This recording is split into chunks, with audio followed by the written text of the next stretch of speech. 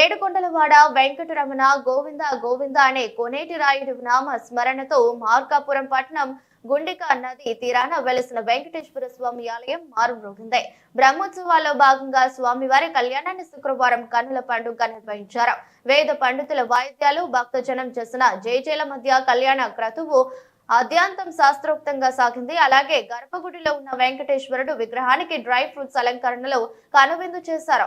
వెంకటేశ్వర స్వామి ఆలయంలో బ్రహ్మోత్సవాలను పురస్కరించుకుని ఈ అలంకరణ చేశారు.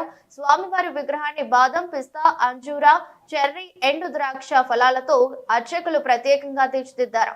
ఈ కార్యక్రమం చూడటానికి పట్టణ నలుమూలల నుండి భారీగా భక్తులు తరచూ వస్తున్నారు.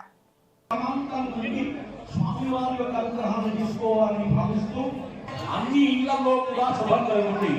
సర్వ సంపత్ప్రవర్తనలో స్వామివారికి అయిపోయింది.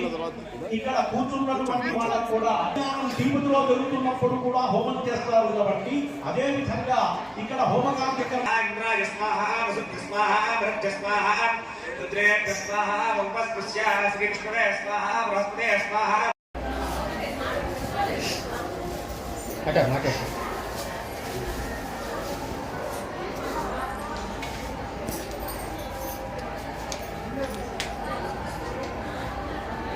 Yes, sir.